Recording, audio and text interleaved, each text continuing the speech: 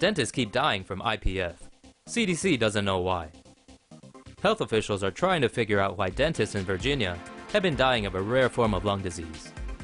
Officials have identified 9 dentists, or dental workers, who were diagnosed with idiopathic pulmonary fibrosis, IPF, all of whom were treated at the same specialty clinic in Virginia. Of the 9 cases, 7 have died. Around 200,000 people in the US have IPF at any one time. The CDC found that dental professionals were 23 times more likely to have IPF than the rest of the population. IPF causes scarring of the lungs and can be treated, but not cured. Over time, sufferers have difficulty getting oxygen to the body's vital organs, like the heart and brain. Signs of IPF include shortness of breath, a chronic and dry cough, weight loss, fatigue, joint and muscle pains, and clubbed fingers or toes. Doctors still don't know what causes IPF. Patients usually live 3 to 5 years after being diagnosed. Feeling sick? Keep watching for the cure. New Yorkers coughing it up for Chinese remedy. As the flu season slams the U.S., good old Americans are looking for relief anywhere they can find it. In the Big Apple, it looks like people have finally discovered Nim Zhong's Pi Pa Gao, a Chinese herbal remedy made in Hong Kong. It helps soothe the sore throats, relieve coughs, and reduce phlegm with its special sauce, lettuce, cheese. In Asia, a bottle probably costs $5 to $6, but according to the Wall Street Journal, a bottle can run as high as $70 through online third-party retailers. But not to fear, Amazon and Walmart have cheaper prices. But if you wanted China cheap, head down to some of those old-school Chinatown pharmacies. King World Medicines Group owns the cough syrup and saw its stock price shoot up 27% because of the WSJ article. Sayonara flu. The Japanese Health Ministry has approved a groundbreaking new drug that can get rid of the flu in just one day. When the influenza virus enters the body, it hijacks the cells to make copies of itself, which then burst forth and infect other cells. Antivirals like Tamiflu are taken in multiple doses over several days and stop the virus by binding to a coating on its surface to inhibit its ability to escape an infected cell. New drug Xofluza requires a single pill and suppresses virus replication by targeting an enzyme the virus needs to multiply.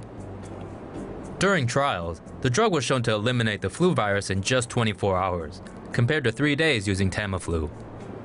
Xofluza was approved in just 4 months under Japan's fast-tracking drug review system, and is set to go on sale once a price is determined by the government. This flu season in the U.S. could be a bad one. The flu has arrived early in North America as officials worry this season's outbreak could be severe. According to the CDC, the percentage of patients reporting flu-like symptoms reached the 2.2% threshold by late November, indicating flu season has begun. Experts believe the U.S. could be hit hard by the H3N2 strain this year, which the flu vaccine was found to be only 10% effective against. Flu vaccinations cause the body to develop antibodies in about 2 weeks. These antibodies then help fight against viruses in the vaccine. The seasonal flu vaccine is designed to protect against influenza strains researchers predict will be the most common during the upcoming season. Guess they didn't predict too well this year. Anyway, you should still get shots as the vaccine still protects against other flu strains.